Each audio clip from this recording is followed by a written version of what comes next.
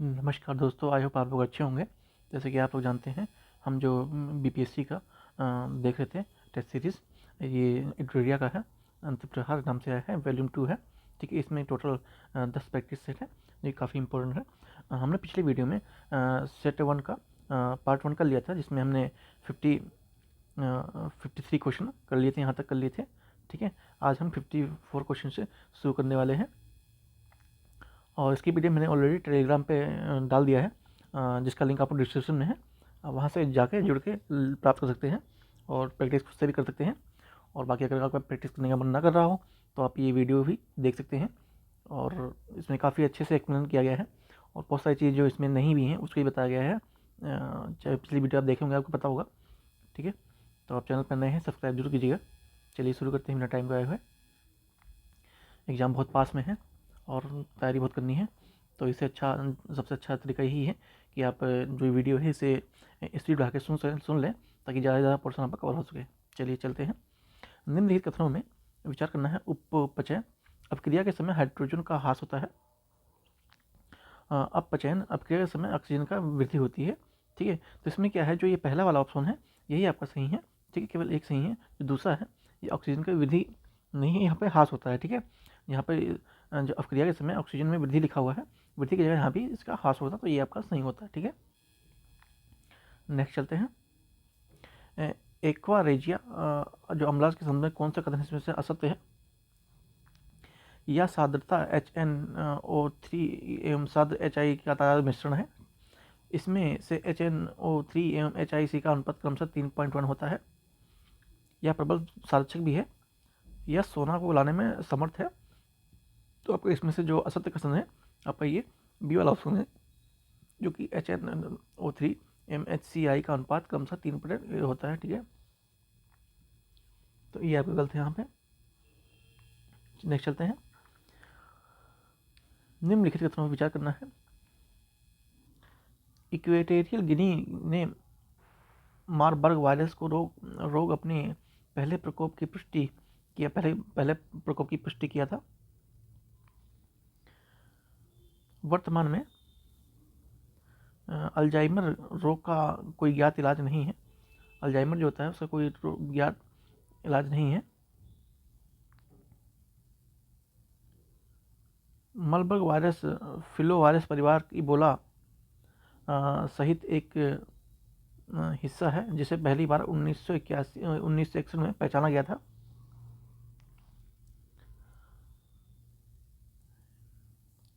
H3N virus की पहचान सबसे पहले शुरू में किया गया था। ठीक है, तो इसमें से आपका केवल जो एक कथन है वो गलत है। ठीक है, एक कथन जो है वो गलत है आपका।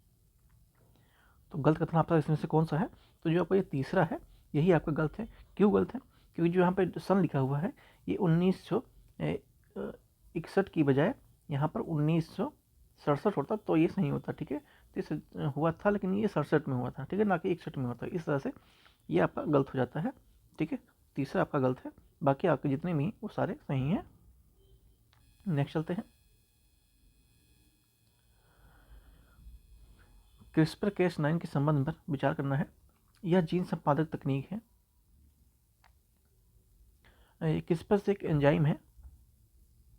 Cas9 RNA अणु है, DNA को काट के Cas9 करता है। ठीक है, तो इसमें से कितने कथन सत्य हैं? तो इसमें से जो कथन सत्य हैं वो आपके केवल 2 हैं। ठीक है, केवल 2 हैं, 2 कथन सत्य हैं। तो कौन कौन से सत्य हैं? तो आपका जो यह जीन संपादक तकनीक है और CRISPR9 ये आपका दोनों सही है, और जो कि आपका ये 2 है ये आपका गलत है। ठीक है, जो CRISPR9 है ये RNA अणु ना होकर यह DNA को पहचानने में मदद करती है, और जो DNA काटने के जो CRISPR9 कार्य करता है उसे ये प्रतिरक्षा प्राणी वायरस के DNA पहचान करने में ये नष्ट कर देता है। ठीक है, तो इस तरह से इसका एक्सप्लेन है। आगे चलते हैं। 3 पेरेंट बेबी के संबंध में निम्न कथनों पर विचार करना है। 3 पेरेंट बेबी जिसमें तीन लोग मिलकर किसी बच्चे को जन्म देते हैं उसे 3 पेरेंट बेबी कहते हैं। ठीक है, यह शिशु को माइटोकॉन्ड्रियल रोग से बचाने के लिए एक तकनीक है। जो महिला अंडे की वाहिका दान करती है वह जैविक माता कहलाती है। ठीक है, तो आपका जो पहला है यही सही है। ठीक है, अब देखते हैं इसके थोड़ा एक्सप्लेनेशन क्या क्या है। जैसे कि जो 3 पैरेंट बेबी है, इसमें 2 माता एक पिता का योगदान होता है। एक महिला जो अंडे कोशिका में दान करती, जो अपने अंडे को दान करती है, ठीक है, वो माइटोकॉन्ड्रिया माता कहलाती है, जैसे कि यहाँ पे दिया हुआ है। और उसके बाद जो एक महिला है जो गर्भ धारण करती है उसे जैविक माता कहते हैं, ना कि अंडे कोशिका दान करती है। ठीक है, तो जैविक माता किसे कहते हैं?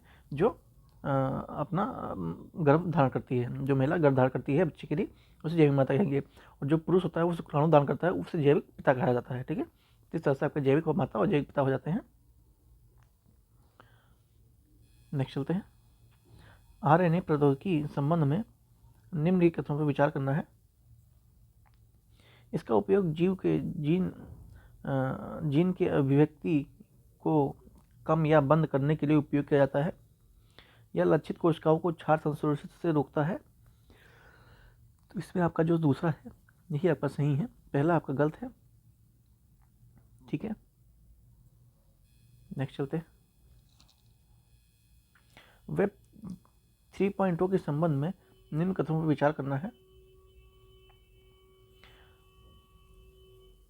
यह वेब 2.0 तुलना की अधिक केंद्रीकृत है। वेब 3.0 में ब्लॉकचेन तकनीक का उपयोग किया गया है।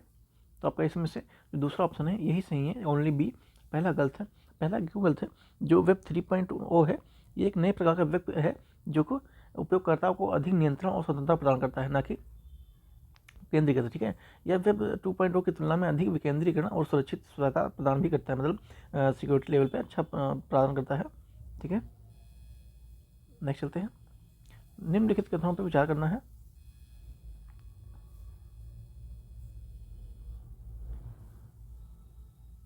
इसमें सत्य के कथन का चयन करना है। कर्क रेखा भारत के 7 राज्यों से होकर गुजरती है, जिसमें से छत्तीसगढ़ राज्य भी शामिल है। छत्तीसगढ़ राज्य भी शामिल है। ठीक है, तो बिल्कुल सही है। मिनिकॉय एवं मालदीव 9 डिग्री चैनल तथा मिनिकॉय व लक्षद्वीप 8 डिग्री चैनल पर स्थित है। भारत के दक्षिणतम बिंदु 6.5 उत्तरी अक्षांश पर स्थित है। ठीक है, उत्तरी अक्षांश पर स्थित है। जिसमें से जो आपका आंसर होगा, आंसर आपका इसमें से जो तीसरा है यही सही है यहाँ पर। ठीक है, तो ये 7 जिसमें से, ठीक है, तो इसमें ये आपका तीसरा ऑप्शन सही है, ओनली ए सही है इसमें। ठीक है, और रही बात इसकी, जो कर्क रेखा यहाँ पर छत्तीसगढ़ से गुजरती है, तो ये तो सही है, लेकिन जिसमें से छत्तीसगढ़ राज्य भी शामिल है। ये हाँ, ये सिर्फ ये छत्तीसगढ़ से तो गुजरती है, लेकिन यहाँ पर जो 7 लिखा हुआ है ये आपका गलत हो जाता है। यहाँ 7 की जगह 8 लिखा होता है, तो ये आपका राइट हो जाता है। ठीक है, 8 राज्यों से गुजरती है, ना कि 7 राज्यों से। जो मिनिकॉय मालदीव 9 डिग्री चैनल तथा मिनिकॉय लक्षद्वीप के चैनल पर स्थित है। तो जो ये है ये आपका गलत है, क्योंकि जो भारत का दक्षिणतम बिंदु है, ठीक है, ये आपका राइट है। ओके, ठीक है, तो ये वाला आपका गलत है। इसको हम एक्सप्लेनेशन कर देंगे बाद में, डोंट वरी, टेलीग्राम पर अपडेट कर देंगे। नेक्स्ट चलते हैं। जॉर्जिया लद्दाख किस पर्वत श्रेणी पर स्थित है? तो जॉर्जिया लद्दाख आप सब जाती होंगे, जो जास्कर है वहाँ पे स्थित है, जो हिमालय क्षेत्र के काकारोम में आता है।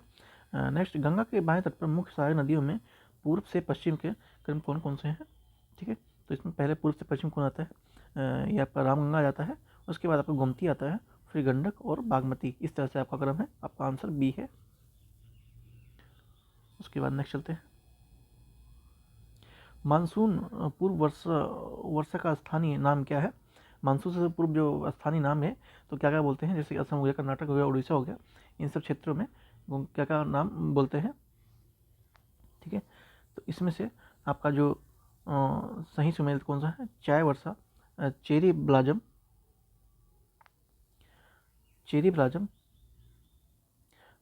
नॉर्वेस्टर, ठीक है, काल बैसाखी पंजाब। ठीक है, तो इसमें से आपको कौन सा बताना है कि इसमें से कौन सा आपका गलत है? ठीक है, तो आपका जो ये पंजाब वाला क्षेत्र है, जो काल बैसाखी, ये आपका गलत है, क्योंकि जो पंजाब में जैसे ये पंजाब में ना एक से जो बंगाल है वहाँ पे इसे काल वैसाखी कहा जाता है, ठीक है। तो आपका इसमें से सुमेल 3 है, बाकी ये तीनों आपको सही सुमेलित है। तो इसमें से आपका आंसर क्या हो जाएगा, ओनली 3 हो जाएगा, ठीक है, ओनली 3 इसका आंसर हो जाएगा। एक्चुअली में क्या होता है कि जो मानसून से पूर्व हम जो वर्षा प्राप्त होती है उसको अलग अलग क्षेत्रों में अलग अलग नामों से जानते हैं, ठीक है। जैसे कि वार्षिक वर्षा का लगभग 10% होता है, और जो विभिन्न भागों में इस क्षेत्र में जो अलग अलग स्थानीय नाम है उसमें से जो चाय वर्षा है इसे चाय वर्षा, बंगाल में काल वैसाखी, असम में चाय वर्षा कहते हैं और बंगाल में काल वैसाखी, केरल में आम वर्षा भी कहते हैं, कर्नाटक में इसे काफ़ी वर्षा कहा जाता है, और जो चेरी ब्लाजम है भी कहते हैं कभी कभी, और जो उड़ीसा के इस क्षेत्र में नार्वेस्टर भी कहते हैं कई बार। उड़ीसा वाला जो क्षेत्र है उसमें नार्वेस्टर कहा जाता है, और इसमें जो होने वाली वर्षाएं होती हैं वो काफ़ी थंडर स्टॉर्म क्रिएट कर देती हैं, काफ़ी बिजली चमक के साथ वो वर्षाएं होती हैं, ठीक है। तो इस तरह से आपका ये क्वेश्चन है, ध्यान रखेंगे, इंपॉर्टेंट बन जाता है। नेक्स्ट चलते हैं, निम्न प्रणाली किस गुण के लो एस के, इनमें से कौन सा गुण लो एस का है। इसे अवसादी सेलों से प्राप्त किया जाता है, इसे अवसादी सेलों से प्राप्त किया जाता है। यह पीले रंग का होता है, इसमें जलयोजित ऑक्साइड भी कहते हैं। इसमें से 35 से 50% तक लोहे का अंश होता है। तो ये किस की बात कर रहा है, तो ये जनरली जो लिमोनाइट है इसकी बात कर रहा है, ठीक है। और जो लिमोनाइट होता है ये अवसादी सेल से प्राप्त होता है, और ये लगभग पीले रंग का होता है, जिसमें बहुत सारे हाइड्रोजन और ऑक्साइड के मात्रा इसमें मिलती है, और इसमें लगभग 35 से 50% जैसे यहाँ पर लिखा हुआ है लोहे का अंश प्राप्त होता है। नेक्स्ट चलते हैं, निम्नलिखित में से कौन सा जाति प्रोटो एस्ट्रॉइड प्रजाति से संबंधित है, ठीक है। संथाल, कनोटा, मारिया, भील और जो बदाग, ये आपका ऑस्ट्रोपोटाइज जो आपका ये संथाल है ये तो आपका आता है, ठीक है, ये आपका इन्हीं से आता है। और उसके बाद आपका जो जो ये मारिया है, मारिया भी आता है, और जो ये भील है, भील ये भी आपका इसी से आते हैं, इसी प्रोटो ऑस्ट्रोपोटाइज प्रजाति से।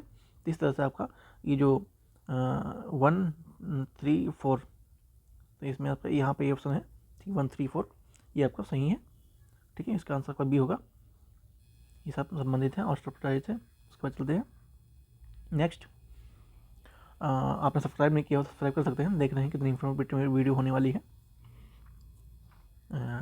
ये कुछ एल्युमिनियम उद्योग है और इसकी स्थापना में सहयोग देश कौन कौन से हैं उसको बताना है, ठीक है। NALCO France, BALCO Canada, Indialco Soviet संघ और वेदांता जर्मनी। तो इस तरह से आपका इसमें से कौन सा सही है, ठीक है। तो जो आपका ये बाल्को है, बाल्को किससे संबंधित है, तो ये बाल्को आपका सोवियत संघ से संबंधित है। उसके बाद नाल्को है, नाल्को आपका ये फ्रांस से संबंधित है, ये आपका सही मैच हुआ है इसमें। और जो इंडियाल्को है ये आपका कनाडा से संबंधित है। उसके बाद बचा एक वेदांता, ये आपका जर्मनी से संबंधित है, ठीक है। और रही बात इनकी स्थापना की वर्ष की, तो जो नाल्को है, नाल्को की स्थापना कब होती है, एक सेकेंड यहाँ पे हम लिख देते हैं साइड में। नाल्को की स्थापना कब होती है, तो नाल्को की होती है 1981 में, ठीक है, 1981 में होती है। उसके बाद जो बाल्को है, बाल्को की कब होती है, 1965 में होती है। उसके बाद जो इंडियाल्को है, इंडियाल्को की 1938 में होती है। और उसके बाद जो वेदांता है, वेदांता की 1976 में होती है। तो इस तरह से इनकी स्थापना वर्ष में इसमें है, ठीक है। इससे मिला सकते हैं, आपका आंसर इसमें क्या हो जाएगा, आपका आंसर इसमें सी हो जाता है, ठीक है। नेक्स्ट चलते हैं, किरीट या कोरोना से संबंधित निम्नलिखित कथनों पर विचार करना है। यह सूर्य के वायुमंडल में तीसरी परत के रूप में जाना जाता है, सूर्य के तीसरी परत के रूप में जाना जाता है, बिल्कुल जैसे कि आपने देखा होगा, ये आपका सूर्य है, ठीक है, आपका सूर्य है, और यहाँ पे जो आपको दिखता है ये थोड़ा अलग बन गया है, यहाँ पर ये सब दिखता है ये वाला भाग जो है, आपको ये वाला भाग दिखता है, इसे कहते हैं कोरोना, ठीक है, इसे कहते हैं कोरोना, ठीक है। तो इस तरह से जनरली बेस बनाने की कोशिश की गई है। बाकी मैं खुद ड्राइंग टीचर नहीं हूँ। एनीवे यह केवल पूर्ण चंद्र ग्रहण के दौरान ही देखा जा सकता है। नहीं, ऐसा नहीं है। यह क्षेत्र अत्यधिक पराबैंगनी एक्सरे ऐसे उत्सर्जन एक शक्तिशाली क्षेत्र होता है, तो बिल्कुल ही सही है। तो आपका इसमें से जो गलत है लगभग ये दूसरा गलत है, 1 और 3 आपका सही बन जाता है। ठीक है, इस तरह से हमारा आंसर बी हो जाता है। ठीक है, और रही बात ये चंद्र ग्रहण के दौरान नहीं देखा जाता, बल्कि जब सूर्य प्रकाश जो पूर्ण सूर्य होता है, पूर्ण सूर्य ग्रहण के दौरान देखा जा सकता है। ठीक है, एक्चुअली में होता क्या है इसमें कि जो वायुमंडल की जो तीसरी कोरोना कहते तो हैं, जानते हैं यहाँ पर, लेकिन जो दृश्य इसमें प्रकाश मंडल में तुलना में 10 लाख गुना अधिक हो जाता है कई बार, और धुंधली दिखाई देता है। और ये सिर्फ सूर्य ग्रहण के दौरान ही अधिकतर देखते हैं। सिर्फ स्टीमर और आयातित जो गैस होती हैं इसमें, वो उनके रूप में प्रकट होता है। और अंतरिक्ष के बाहर जो फैले होने के कारण सूरज की जो कोरोना का तापमान लगभग 20 लाख डिग्री तक पहुँच सकता है। लेकिन जो गैसें वहाँ होती हैं वो काफ़ी ठंडी होती हैं और सौन पौने के रूप में बन जाती हैं, और अत्यधिक रूप से वो पराबैंगनी और एक्सरे किरण के रूप में शक्तिशाली रूप में उभर कर बाहर आती हैं, जो कि हार्म पहुँचाने सकती हैं। ठीक है, नेक्स्ट चलते हैं। जल संधि और उनके किंकों को जोड़ती है, इंपॉर्टेंट है, वेरी इंपॉर्टेंट है। ठीक है, ध्यान देंगे इस चीज़ को। जो ओरंटो जल संधि है, ओरंटो जल संधि कहाँ को जोड़ती है? तो ओरंटो जो जल संधि है ये आपका एट्रिक सागर और आयोडीन सागर को आयोनियन सागर को क्या कहा कि ये यहाँ पर है। ठीक है, आयोनियन सागर। ठीक है, आयोनियन सागर को जोड़ती है। उसके बाद जो टॉरस जल संधि है, टॉरस जल संधि ये आपका अराफुरा सागर और पपुआ की खाड़ी को जोड़ती है, अराफुरा सागर और पपुआ की खाड़ी को जोड़ती है। ठीक है, उसके बाद जो बास्फोरस जल संधि है, ये आपका बास्फोरस जल संधि काला सागर और मरामत सागर को जोड़ती है। ठीक है, अब बचा एक डोवर जल संधि, तो आपका इंग्लिश चैनल को उत्तरी सागर से जोड़ती है। तो इस तरह से आपका आंसर हो जाता है सी। ठीक है, बहुत इंपॉर्टेंट है, बहुत इंपॉर्टेंट है, ध्यान रखेंगे चीज़ को। नेक्स्ट चलते हैं। निम्नलिखित युग में विचार करना है, इसमें से कौन सा युग गलत है। ठीक है, कुछ ये देश है और ये अंतर्राष्ट्रीय सीमा है, तो इसमें से कौन सा गलत है देखना है।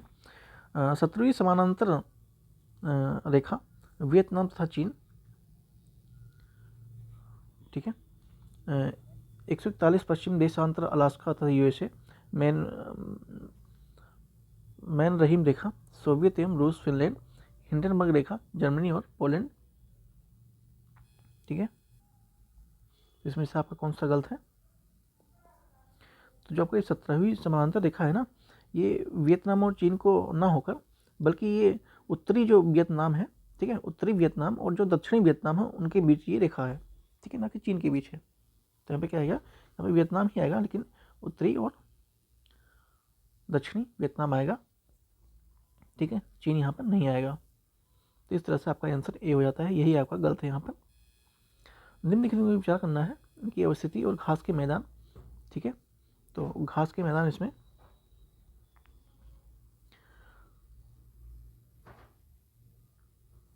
तो जो पुस्ताज जो घास है वो आपका हंगरी में अवस्थित है। कैटबरी जो घास है वो आपका कैटबरी घास है, ये आपका उरुग्वे में ये ना होकर ये आपका कहाँ पे बन जाता है? ये आपका जो कैटबरी है ये न्यूजीलैंड में होता है। ठीक है, न्यूजीलैंड में है। तो इस तरह से आपका यही गलत हो जाएगा यहाँ तक है। डाउन्स घास ये ऑस्ट्रेलिया में पाए जाते हैं। उसके बाद कंपोस्ट ब्राज़ील में पाए जाते हैं। ठीक है, तो आपका आंसर क्या हो जाएगा? बी। ये आपकी जो कैटेगरी है ये आपका उन्हें बताया। और भी आप कुछ इंपॉर्टेंट है उनको देख लेते हैं एक लाइन से थोड़ा। जैसे कि जो स्टेपीज़ है, स्टेपीज़ आपका मध्य एशिया एवं पूर्वी यूरोप के क्षेत्र में पाए जाते हैं।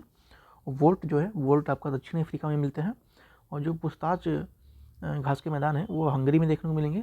पंपास आपका अर्जेंटीना और उरुग्वे के क्षेत्र में मिल जाता है। और जो कैटबरी है वो आपका न्यूजीलैंड में देखने को मिलता है। प्रेरी जो घास होती है घास के मैदान वो आपका उत्तरी अमेरिका। और जो डाउन्स है डाउन्स आपका ऑस्ट्रेलिया में पाया जाता है। और कुछ उष्णकटिबंधीय जो घास के मैदान हैं उनको भी देख लेते हैं एक नज़र में। लानोज है, लानोज आपका वेनेजुला में देखने को मिलता है, और जो कंपोज है वो ब्राज़ील में, और जो सवाना में आपका अफ्रीका जानते हैं, काफ़ी फेमस है, क्वेश्चन आ चुका है। ठीक है, तो इस तरह से आपके कुछ और घास के मैदान हैं जो आपके इसी के साथ साथ कवर हो चुके हैं। नेक्स्ट चलते हैं, निम्नलिखित में से कौन सा रेगिस्तान अफ्रीका में नहीं स्थित है? इसमें से कौन सा अफ्रीका में नहीं स्थित है? तो जो कालाहारी अफ्रीका में है, नमीबिया भी अफ्रीका में है, सहारा भी आपका अफ्रीका में है, और जो अटाकामा है मरुस्थल है, जो अटाकामा मरुस्थल है ये आपका अफ्रीका में नहीं है, बल्कि ये अफ्रीका में नहीं होगा, कहाँ पे हो जाता है? आपका दक्षिण प्रशांत महासागर में, जो चिली का उत्तर स्थित क्षेत्र होता है, क्षेत्र है, वहाँ पे ये मरुस्थल आपका देखने को मिलता है। तो आपका इसमें से जो ये वाला ऑप्शन है, ठीक है, जो अटाकामा मरुस्थल, ये आपका गलत है। अगर हम दो को निकाल दें जिसमें से ना हो, दो हट गया, इसमें से दो हट गया, और बाकी और तीन तो हम जानते ही हैं, तो आपका आंसर इसमें सी बन जाता है। ठीक है, तो अटाकामा आपका कहाँ पे है? दक्षिण अमेरिका में है। बस ध्यान रखेंगे तो अभी काम चल जाएगा। ठीक है, नेक्स्ट चलते हैं। अंतिम सरकार 1946 संबंध में निम्नलिखित में विचार करना है। मतलब उस समय कौन क्या क्या था, इसमें सही युग सुमेलित कौन सा है? ठीक है, जॉन मिथाई, कार्य एवं खनन ऊर्जा मंत्रालय नहीं, लियाकत अली खान, ये लगभग सही है, वितंत्री थे वो। अशरफ जो अली है वो अशरफ अली रेलवे परिवहन से संबंधित है, तो बिल्कुल लगभग ये भी सही है। जोगिंदर नाथ मंडल, जो जोगिंदर नाथ मंडल है वो डाक एवं वायु, ये गलत है। सी एच भाभा ये वाणिज्यिक मंत्री थे, ये भी गलत है। ठीक है, तो सिर्फ सही इसमें दो हैं, एक दो और तीन।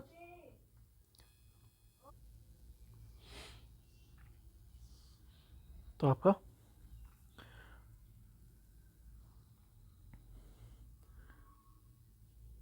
इसमें से डी सही है। ठीक है, डी वाला ऑप्शन आपका सही है।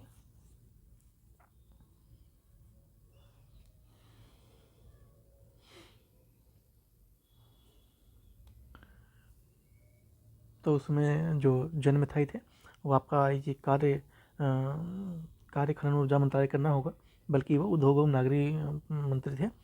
उसके बाद आपका जो ये जोगेंद्र नाथ मंडल है ये डाक एवं वायु ना होकर बल्कि विधि अधिकारी थे उसमें। और उसके बाद जो सी एच भाभा हैं ये आप लोग जानते होंगे, मतलब भाई ये वाणिज्यिक से ना होकर ये कार्य एवं खनन ऊर्जा मंत्रालय से संबंधित थे। ठीक है, नेक्स्ट चलते हैं। कुछ अनुच्छेद हैं और विषय हैं कुछ। ठीक है, तो ये जो धर्म विधेयक की परिभाषा किस में दिया गया है, तो ये आपका 110 में है, ना कि 112 में है। ठीक है, राज्यपाल की नियुक्ति ये आपका 155 में दिया हुआ है। ठीक है, राज्य विधान परिषदों की उत्साधन एवं सृजन शक्ति जो है ये आपका 169 में ही दिया है। और जो 6 वर्ष से कम आयु वाले बालकों के लिए निःशुल्क अनिवार्य शिक्षा का उपबंध ये आपका 45 में दिया हुआ है। तो इसमें सही सम्मिलित कौन से हैं, तो आपका ये वाला गलत निकला था, तो इस तरह से ये तीन सही हैं, तो इसमें केवल 3 आ जाएगा। ठीक है, नेक्स्ट चलते हैं। राज्य सीमा परिवर्तन का नाम बदलने से पूर्व संसद से अनुमति लेना आवश्यक होता है। ठीक है, उपयुक्त परिवर्तन संबंधित किसी अध्यादेश राष्ट्रपति की पूर्व मंजूरी की आवश्यकता होती है। संविधान द्वारा क्षेत्र एकता एवं राज्य अखंडता की गारंटी नहीं दी जाती है। ठीक है, तो इसमें क्या करना है, सत्य कथन का चयन करना है, सत्य कथन का चयन करना है इसमें से। ठीक है, तो आपका जो 2 और 3 है ये आपका सत्य कथन है, आंसर आपका इसमें बी बन जाता है। ठीक है,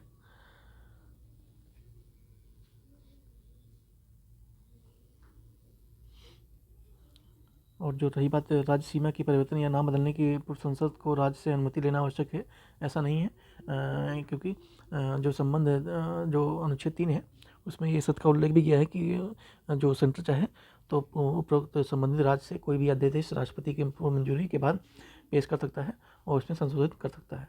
ठीक है, तो इस तरह से नेक्स्ट चलते हैं, सूची 1 और सूची 2 को सम्मिलित करना है, वो रिट है उनसे संबंधित आधार। ठीक है। बंदी प्रत्यक्षीकरण, जो बंदी प्रत्यक्षीकरण है ये आपका विधि के विरुद्ध हिरासत में रखना। ठीक है। नेक्स्ट जो प्रतिषेध है, प्रतिषेध में अधीनस्थ जो न्यायालय होता है उनको सुधार संबंधी से संबंध होता है। ठीक है। और जो परमादेश है, परमादेश आपका सार्वजनिक कर्तव्य को निभाना संबंधित है। और बचा एक अधिकार परीक्षा, तो लोक कार्यालय को अनाधिकार ग्रहण करना अधिकार परीक्षा के अंदर आता है। तो इस तरह से देखा जाए तो आपका आंसर सी बन जाता है। ठीक है। नेक्स्ट चलते हैं, कथन और कारण। राज्य की नीति निर्देशक तत्व न्यायिक एवं विधिक रूप से लागू करने की बाध्यता वाला है। संविधान निर्माताओं के अनुसार देश की व्यापक विविधता और पिछड़ा बनकर क्रियान्वयन के बाध्यता में होगा। ठीक है। तो इसमें जो आपका पहला वाला ऑप्शन है ये आपका गलत हो जाता है। ठीक है। तो कथन आपका ए गलत है और आर कारण सही है। ठीक है। आर जो कारण है वो सही है। तो इस तरह से आपका आंसर सी हो जाता है। नेक्स्ट चलते हैं, इसमें से मिलान करना है। ठीक है। 61वां संविधान संशोधन किससे संबंधित है, कमेंट में आप बताएंगे। ठीक है। तो इसमें एक्चुअली में क्या हुआ था, जो मतदान की आयु है उसको 21 वर्ष से घटाकर 18 वर्ष कर दिया गया था। इसको 18 वर्ष कर दिया गया था। ठीक है। और जो 144 संविधान संशोधन, माफ़ कीजिए 104वां जो संविधान संशोधन है वो अनुसूचित जनजाति और लोकसभा सीटों में के लिए आरक्षण का 2030 तक के लिए बढ़ा दिया गया था। ठीक है। तो आपका इससे तीसरा हो जाएगा। और जो 84वां संविधान संशोधन है इसमें क्या हुआ था कि जो 1971 की जनसंख्या का आधार को लोकसभा स्थानों का आवंटन 2026 तक कर दिया गया था। ठीक है। तो इस तरह से बचा एक 69वां। तो आपका इसमें केंद्र और शासित राज्य प्रदेश राजधानी दिल्ली के क्षेत्र घोषित किया गया है। ठीक है।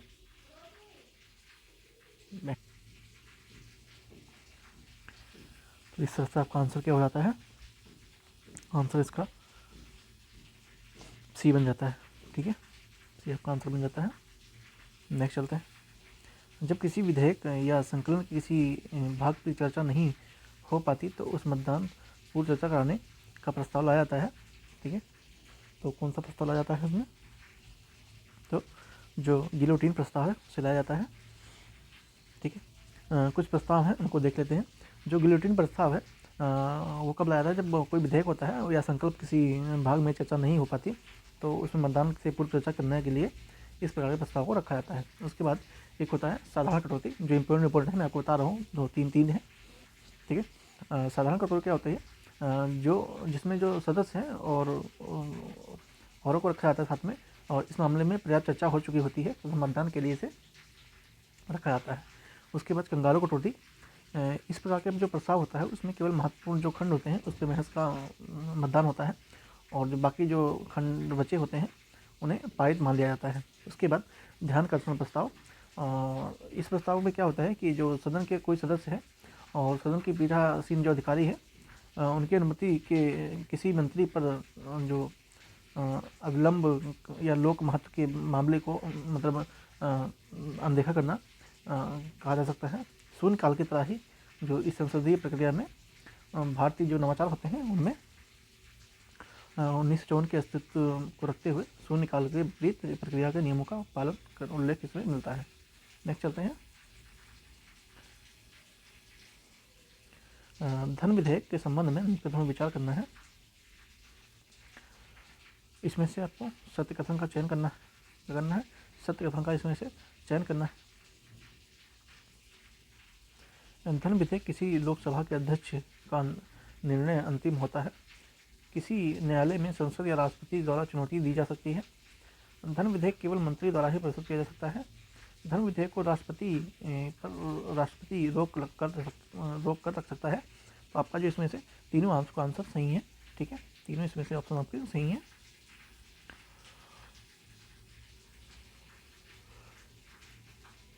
राज्यपाल की जो कार्यशक्ति है इसके संबंध में विचार करना है। ठीक है। राज्यपाल की जो कार्यशक्ति है संबंध में विचार करना है। वह राज्य की महाधिवक्ता को नियुक्त करता है। बिल्कुल। वह राज्यपाल के लोक सेवा अध्यक्ष और सदस्यों को नियुक्त करता है, उन्हें पद से हटा सकता है। नहीं, ये आपका राष्ट्रपति करता है, ठीक है। वह राज्य के उच्च न्यायालयों के न्यायाधीशों की नियुक्ति करता है, पर उन्हें पद के नियुक्त नहीं कर सकता है, ये भी गलत है। वह राज्य के निर्वाचन आयुक्त को नियुक्त करता है और उनकी सेवा सतह कार्यों तय करता है, ठीक है। हाँ, तो ये राज्य के निर्वाचन आयुक्त को नियुक्त करता है, ठीक है। तो लगभग ये आपका सी आंसर हो जाता है, एक और 3, ठीक है। नेक्स्ट चलते हैं सूची 1 और सूची 2, ठीक है। इसमें से क्या करना है, गलत आपको देखना है, ठीक है। तो 243 है, 243 में सीटों का आरक्षण, ठीक है। तो यही आपका गलत है, यहाँ पर अगर डी होता कि यहाँ पर अगर सीटों का आरक्षण होता, ठीक है, वही गलत है और बाकी आपके सारे सुमेलित नहीं है, ठीक है। 243 जी में क्या है, पंचायतों की शक्तियों का उत्तरदायित्व है, और 243 के में पंचायतों का चुनाव है, और 243 एच में पंचायतों के लिए कारपोरेशन की शक्ति है। निम्नलिखित पर विचार करना है और इसमें से अर्थकथन को चयन करना है। समृद्धि का अर्थ है देश की वस्तुओं और सेवाओं के उत्पादन की क्षमता में वृद्धि। आर्थिक समृद्धि का प्रमाणिक सूचक सकल घरेलू उत्पाद जीडीपी नियंत्रण में वृद्धि, ठीक है। तो आपका इसमें ये आपका दोनों ही गलत है। नेक्स्ट चलते हैं। आयात प्रतिस्थापन का अर्थ क्या होता है कि अंतर्मुखी व्यापार में नीति, बहिर्मुखी व्यापार नीति, आयात में ज़्यादा जोर देना, निर्यात पे ज़्यादा जोर देना। तो उसमें क्या होता है, जो अंतर्मुखी व्यापार नीति होता है, आयात प्रतिस्थापन का अर्थ। नेक्स्ट चलते हैं। बजट 2024-25 के तहत निम्न किस मद की सर्वाधिक व्यय किया गया था। तो कृषि एवं कार्यपालक शिक्षा, स्वास्थ्य और ग्रामीण विकास। तो इसमें सबसे ज़्यादा विकास किया गया था किसमें, ग्रामीण विकास पर ध्यान दिया गया था। तो आपका आंसर इसका ए हो जाता है। बजट के संबंध में असत कथन कौन सा है इसमें से। संविधान के अनुच्छेद 112 में बजट संबंधी विवरण स्थापित वर्णन है। संविधान में बजट शब्द का उल्लेख नहीं है, ये तो बिल्कुल नहीं है। वित्त मंत्रालय के राजस्व बजट तैयार करने के लिए नोडल निकाय है, ठीक है। अंतरिम बजट के लिए कोई संवैधानिक प्रावधान नहीं है। तो ऐसे भी मैं इसमें जो आपका तीसरा है, ये इसमें क्या होता है, 112 के तहत अनुसार बजट सरकार को वार्षिक वित्तीय विवरण के रूप में जाना जाता है। तो आपका ये वित्त मंत्रालय ही ये अपना गलत है थोड़ा, ठीक है।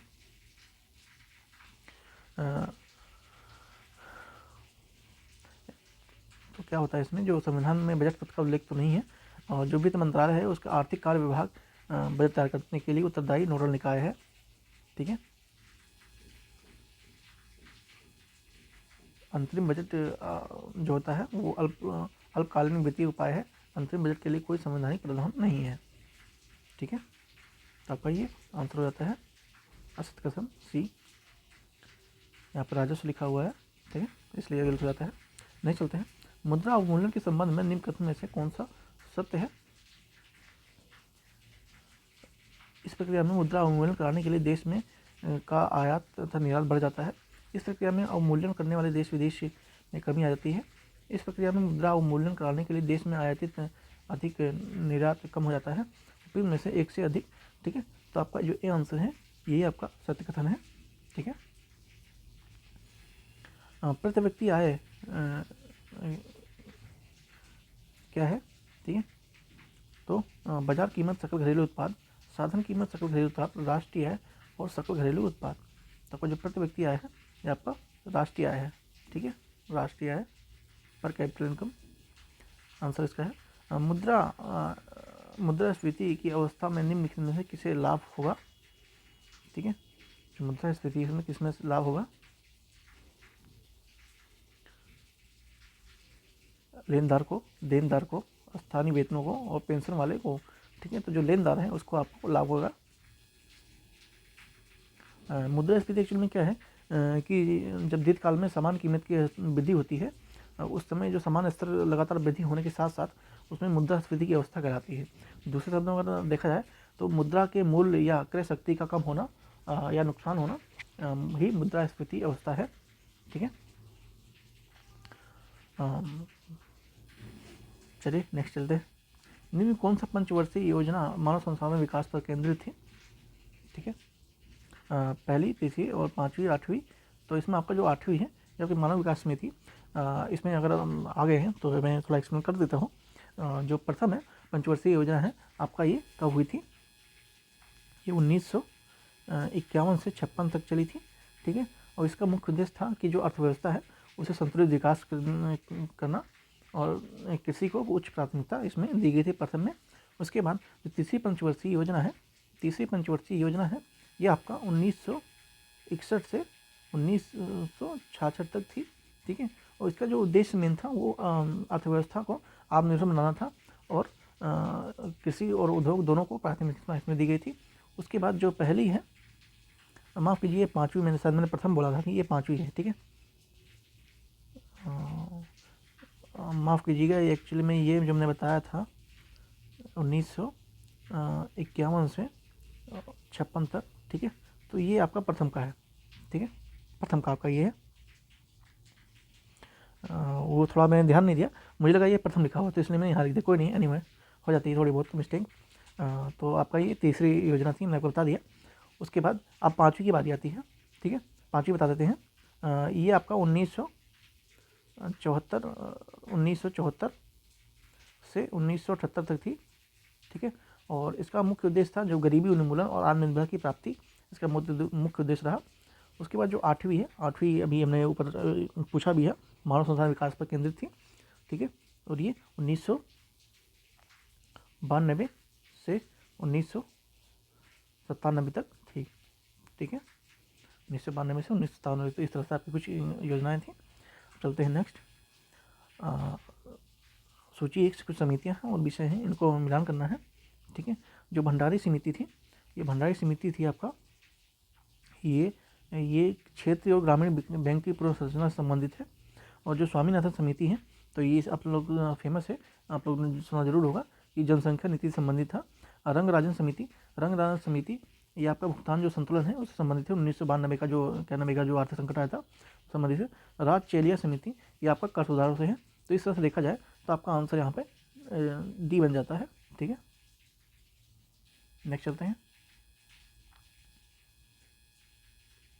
आर्थिक नियोजन, इकोनॉमिक प्लानिंग विषय क्या है?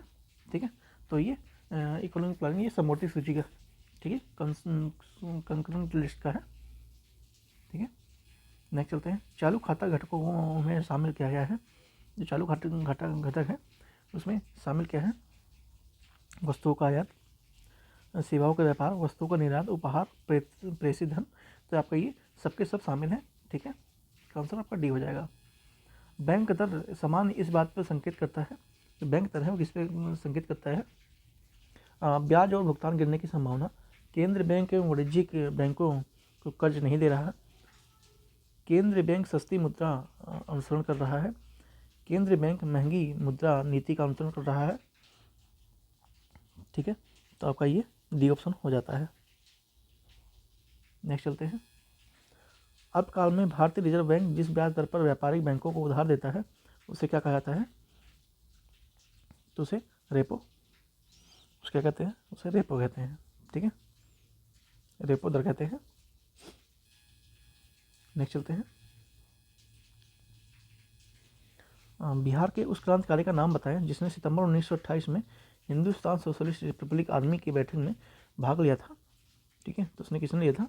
उसने फणींद्रनाथ घोष ने लिया था। ठीक है, बिहार के व्यक्तिगत सत्याग्रह के दूसरे सत्याग्रह, देखिए यहाँ पर दूसरा पूछा हुआ है। ठीक है, अगर दूसरा पूछता है तो आप क्या लगाएंगे? आप अनुग्रह नारायण सिंह लगाएंगे। अगर यहाँ पर पहला पूछता, ठीक है, अगर यहाँ पर पहला पूछता तो आप क्या लगाते? ठीक है, आप पहला पूछता तो आप श्री कृष्ण लगाते। ठीक है, श्री कृष्ण लगाते। ये आपके फर्स्ट थे, ये आपके फर्स्ट सत्याग्रही थे। ठीक है, और ये आपके सेकंड थे। ठीक है, सेकंड सत्याग्रही थे व्यक्तिगत सत्याग्रही के। ठीक है, ध्यान रखेंगे चीज़ को, इम्पोर्टेंट है। उसके बाद बिहार के असहयोग आंदोलन के दौरान 1920 नवंबर में किस स्थान में नशाबंदी आंदोलन चलाया गया था? तो नशाबंदी आंदोलन कहाँ चला गया था? तो ये आपको चलाया गया था डुमराव में, ठीक है। डुमराव में क्या हुआ कि जो बिहार में असहयोग आंदोलन जब चला 1920 के मध्य में, तो जो शाहाबाद का जो डुमराव है वहाँ पर नशाबंदी आंदोलन शुरू किया गया था। और उसमें जो 13 नवंबर 1920 को नशाखोरी छोड़ की अपील की गई थी। नेक्स्ट चलते हैं। वनावरण की दृष्टि से बिहार के निम्नलिखित जिलों में सही आरोही क्रम क्या है? ठीक है, तो इसमें आपका कैमूर, जमुई और नवादा आ जाता है। यहाँ पर अगर 2021 के अकॉर्डिंग आंसर है, ठीक है। 2021 की कोई भी वन रिपोर्ट आई नहीं है, ठीक है। नेक्स्ट चलते हैं। बिहार की किस जनजाति कांग्रेस के गया अधिवेशन में भाग लिया था? ठीक है, संथाल, सन्यासी, उराव और मुंडा। तो आपका जो उराव जनजाति है इसने आपका भाग लिया था उसमें। कांग्रेस की जो 37वां अधिवेशन था 1922 में हुआ था, जिसमें उराव जनजाति ने भाग लिया था। और इसकी अध्यक्षता किसने की थी? तो देशबंधु चित्तरंजन दास थे, ठीक है। और इसमें कांग्रेस की जो विधायिका का भाग लेने के बहिष्कार भी इसमें किया गया था। नेक्स्ट चलते हैं। इम्पोर्टेंट है, ये काफ़ी इम्पोर्टेंट है, ठीक है। ये कुछ विद्रोह है और सूची है। चोर विद्रोह, तो चोर विद्रोह आपका कब हुआ था? तो ये आपका 1800 से 1802 में हुआ था, ठीक है। कोल विद्रोह आपका कब होता है? तो ये 1831 से 32 में होता है, ये भी सही है। भूमि विद्रोह ये आपका 1832 से 33 होता है, ये भी सही है। और संथाल विद्रोह आपका 1855 से 56 होता है, ये भी आपका सही है, ठीक है। तो इस तरह से आपका आंसर इसमें ये हो जाता है। ये सारे सूची ही सम्मिलित हैं। और इसके अलावा भी कुछ विद्रोह हैं, उनको देख लेते हैं। जैसे खरवार विद्रोह है, वो आपका 1874 में होता है। मुंडा आंदोलन आपका 1999 से 1900 तक होता है। और ताना भगत आंदोलन ये आपका 1914 तक होता है, ठीक है। इंपॉर्टेंट वो भी हैं थोड़ा, लेकिन जो इंपॉर्टेंट ज़्यादा थे वो इसमें यहाँ क्वेश्चन में ऑलरेडी दिया हुआ है। बिहार में चौथा कृषि रोड मैप के कार्यकाल में कब से कब तक रहा? तो इसमें क्या था कि जो 1 अप्रैल 2023 से 31 मार्च 2028 तक है, ठीक है। नहीं चलते। बिहार में ग्राम सभा के कोरम गणपूर्ति कुल सदस्य की संख्या कितनी होनी चाहिए? तो उसमें आपका जो सी ऑप्शन है 1/20वां भाग होना चाहिए। बिहार के सुप्रसिद्ध सूफी संत सफरुद्दीन मनेरी के संबंध में सूफी संप्रदाय क्या था? तो इसमें आपका फिरदौसी था, ठीक है।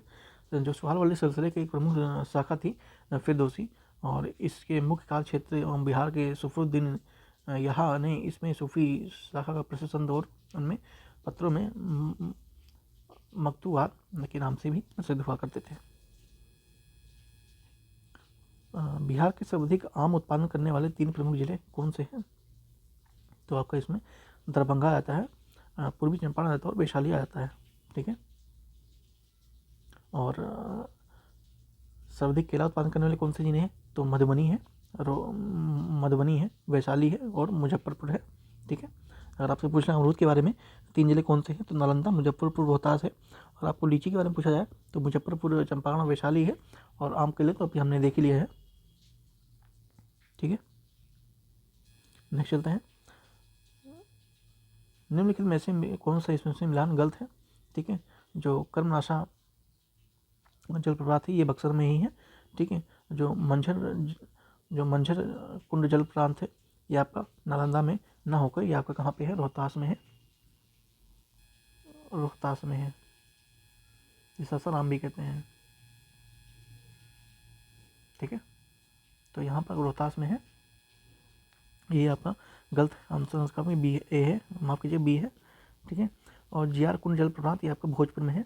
जीआर कहते हैं आपका भोजपुर में, और जो तोहर है ये जलकुंड प्रपात है वो कैमूर में है, ठीक है। तो इस तरह से आपके कुछ और एक और जो इम्पोर्टेंट मैं बता देता हूँ, जो दुर्गावती है, ठीक है। दुर्गावती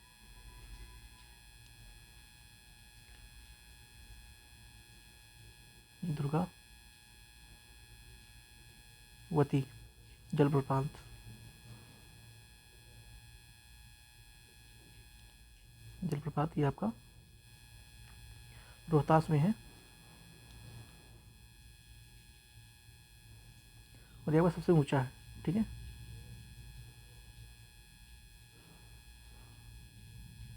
सबसे ऊंचा है ये, ठीक, ध्यान रखें इस चीज़ को। नेक्स्ट चलते हैं।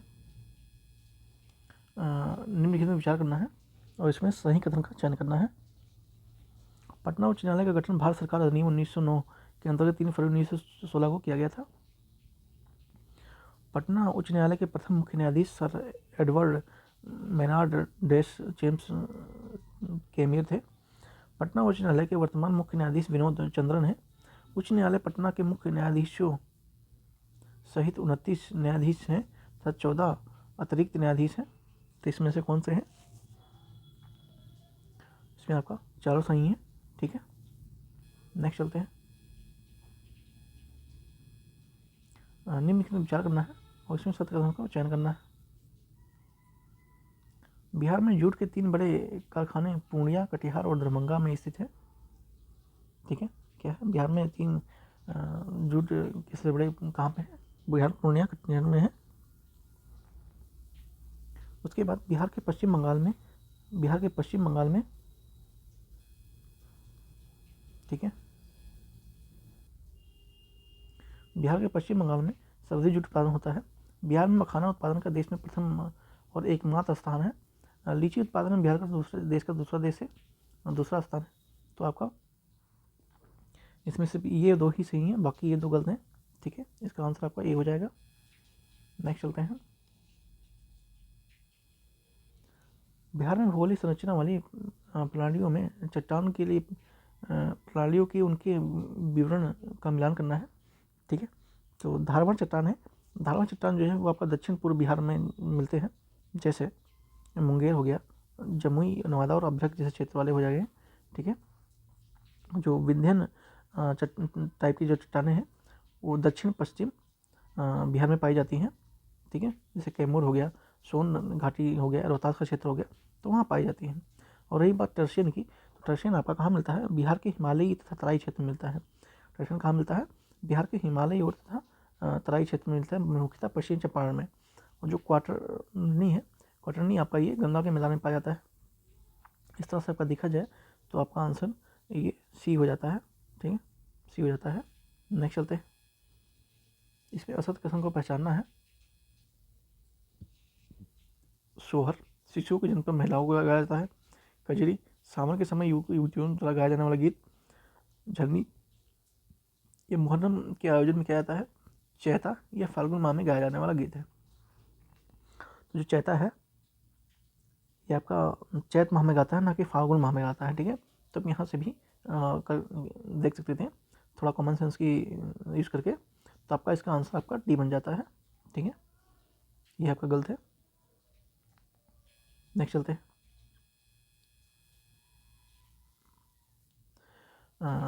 विधेयक निर्माण में 2024 के संबंध में इन कथनों पर विचार करना है। गुजरात सरकार ने यह विधेयक पारित किया, ठीक है। गुजरात सरकार ने यह विधेयक पारित किया, यह बुनियादी ढांचा से संबंधित था। तो आपका इसमें दोनों ही गलत हैं, ठीक है। क्यों गलत है? क्योंकि जो उत्तर प्रदेश सरकार ने राज्य में निवेश के लिए बढ़ावा देने के लिए विनिर्माण क्षेत्र का प्रयोग 2024 में किया था, ठीक है। तो ये यूपी गवर्नमेंट है। कौन सी है? यूपी गवर्नमेंट है, ठीक है, यूपी गवर्नमेंट है। नेक्स्ट चलते हैं। दिव्य कला मेला एवं दिव्य कला शक्ति के संबंध में कथनों में विचार करना है। इसका आयोजन पर्यटन मंत्रालय द्वारा किया जाता है। इसका आयोजन जयपुर में किया गया। इसका आयोजन उद्देश्य देश भर में दिव्यांग उद्यमियों एवं कारीगरों को प्रतिभा को उजागर करना था। कितने सत्य कथन है? तो इसमें सत्य पूछा है, इसमें सिर्फ एक सत्य है, वो भी यही वाला सत्य है, बाकी और गलत है। क्या हुआ? जो सामाजिक न्याय अधिकारी मंत्रालय है भारत सरकार के द्वारा दिव्यांगजन सशक्तिकरण के संयुक्त रूप से उड़ीसा के भुवनेश्वर में ये दिव्य कला का आयोजन किया जाता है। दिव्य कला शक्ति का आयोजन किया गया। इसका उद्देश्य देश भर के दिव्यांग उद्यमियों और जो कारीगर हैं प्रतिभा को उजागर करना इनका मुख्य उद्देश्य था, ठीक है। नेक्स्ट चलते हैं। प्रोजेक्ट नेक्सस के संबंध में अपना विचार करना है।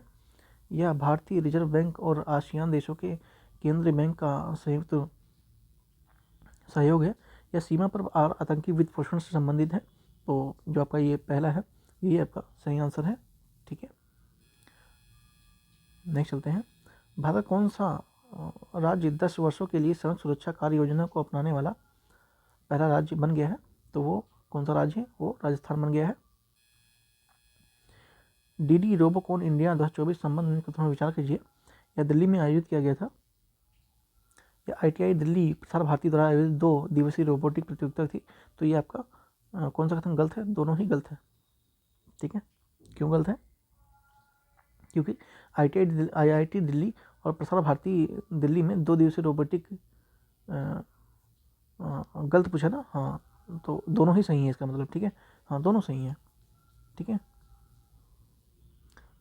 तो दिल्ली में 2 दिवसीय रोबोटिक की प्रतियोगिता होती है जिसमें डीडी रोबोकॉन इंडिया 2024 का आयोजन किया गया। इसमें देश भर के कॉलेज के छात्रों ने इसमें भाग लिया। ठीक है, स्टार्म्स एक्स क्या है? तो स्टार्म जो एक्स है वो स्पीड कार रेसिंग ईंधन से संबंधित है। ठीक है, ईंधन है। नेक्स्ट चलते हैं।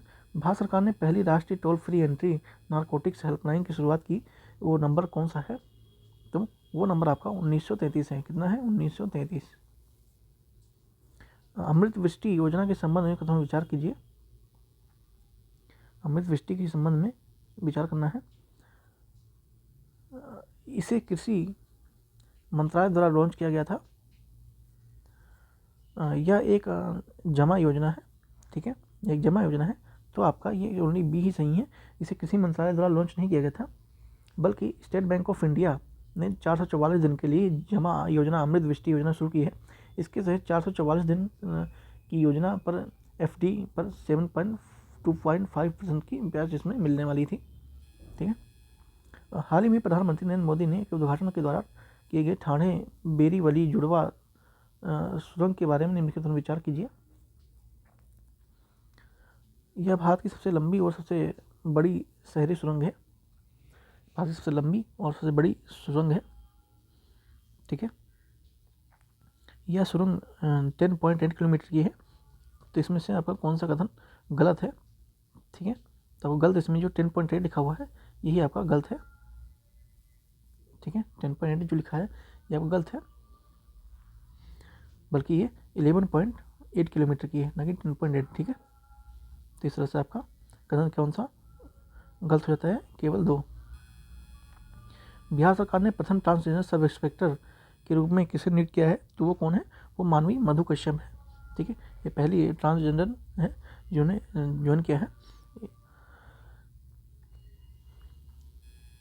चलिए आगे चलते हैं।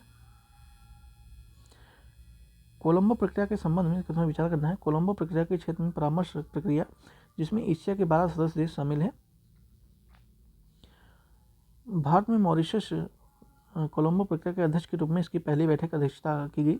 तो जो आपका दूसरा ऑप्शन है यही आपका गलत है। ठीक है, बाकी पहला तो सही है। नेक्स्ट चलते हैं। मिर्गी के दौरे को नियंत्रित करने के लिए पहला मस्तिष्क प्रत्यारोपण कहाँ किया गया है? तो कहाँ किया गया है? तो ब्रिटेन में किया गया है। विश्व में पहली 100% हाइड्रोजन संचालित वाणिज्यिक यात्री नौका MV चेंज कहाँ लॉन्च किया गया? तो ये आप कहाँ लॉन्च किया गया? सैन फ्रांसिस्को में किया गया, जो कि USA में है। हेनले पासपोर्ट इंडेक्स 2024 जुलाई संस्करण में इस संबंध में निम्न कथनों पर विचार करना है। जापान के पास दुनिया का 47 पासपोर्ट है। भारत सूचकांक का 81वां स्थान पर है। ठीक है, इसमें से सत्य कौन से हैं? तो इसमें दोनों कथन ही गलत है। ठीक है, क्योंकि जो हेनले पासपोर्ट 2024 है जुलाई के संस्करण में, उससे पहला स्थान सिंगापुर का है, ना कि जापान का है। उसके बाद रही बात भारत की, तो भारत का जो स्थान है वो 82वां है। ठीक है, भारत का जो स्थान है वो 82वां है, ना कि 41वां है। ठीक है, तो ये दोनों ही गलत हो जाते हैं। किस देश ने भारत के मोंगला बंदरगाह के टर्मिनल का संचालन का अधिकार हटा दिया है? तो जो बांग्लादेश है उसने हटा दिया है। लंबी दूरी की गाइडेड बम LRGBT गौरव के संबंध में निम्नलिखित में से कथन विचार कीजिए। DRDO ने वायुसेना की सुखोई MK-1 लड़ाकू विमान से अपना पहला सफल परीक्षण किया। यह हवा से छोड़ा जाने वाला बम 1000 किलोग्राम वजनी गाइडेड बम है जो लंबी दूरी लक्ष्यों को भेजने में सक्षम है। इसे हैदराबाद में स्थित रिसर्च सेंटर इमारत ने विकसित किया है। ठीक है, तो इसमें से आपका तीनों कथन सही है। निम्न से विचार करना है और इसमें से सत्य कथन को पहचानना है।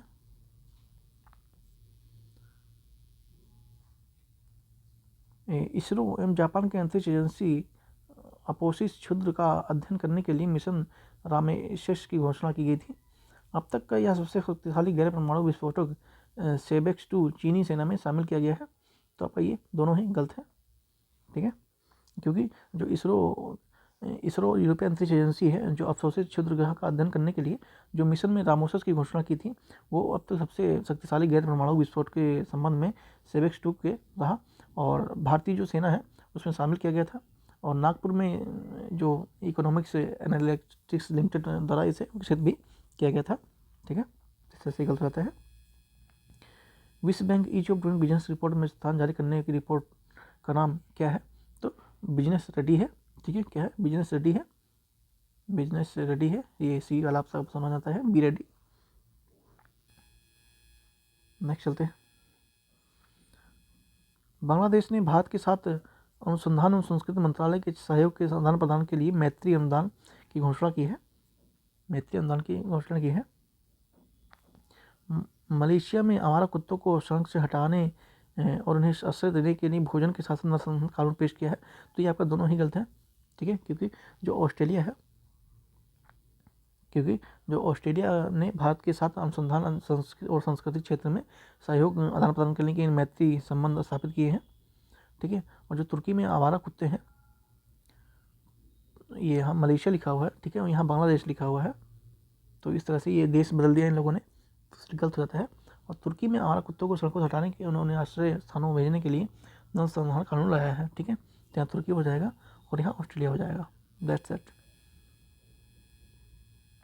निम्नलिखित में विचार कीजिए। भारत के विदेश मंत्री एस जयशंकर ऑस्ट्रेलिया के मैत्री उद्घाटन किया। गोवर में कुशमुंडा कोयल खदानों में झारखंड में स्थित है। तो ये आपका इसमें से दोनों कथन सही हो जाते हैं। ठीक है, मैत्री उद्घाटन का उद्घाटन उन्होंने किया। नेक्स्ट चलते हैं। National institute of ranking framework NRI 2024 के संबंध में निम्न कथनों में विचार करना है। इसे यूनिवर्सिटी ग्रांट कमीशन UGC द्वारा जारी किया जाता है। IIT मद्रास ने ओवरऑल इंडिया कैटेगरी प्रथम स्थान प्राप्त किया है। मैनेजमेंट कैटेगरी के शीर्ष 3 IIM अहमदाबाद को प्राप्त हुआ। रिसर्च एंड कैटेगरी के शीर्ष स्थान पर ISS से बेंगलुरु है। तो इसमें से आपका 3 ऑप्शन सही है। ठीक है, केवल 3 सही हैं।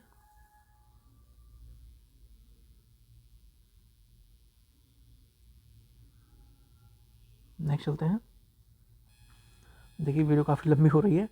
एक्चुअली 58 हो चुका है मिनट। मैं कोशिश करूँगा जल्दी से खत्म कर दूँ। ठीक है, कोई नहीं, हम यहीं तक करेंगे। जो मैथ वाले सेक्शन है, ये जो मैथ वाले सेक्शन है उसे हम सारे मैथ के क्वेश्चन इकट्ठा करेंगे और फिर करेंगे। कोई नहीं, ठीक है। नेक्स्ट चलते हैं।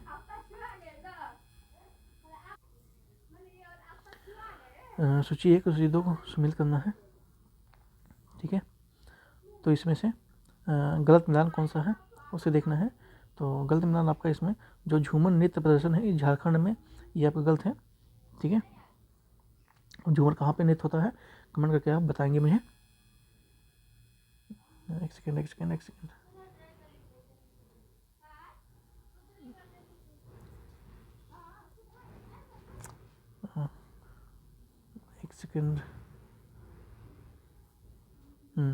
उसके बाद ये अंतर्दृष्टि से जो डेबिट कार्ड बैंक जारी किया जाता है वो कौन करता है? तो वो कौन करता है? पंजाब नेशनल बैंक करता है। कौन करता है? पंजाब नेशनल बैंक करता है। ठीक है,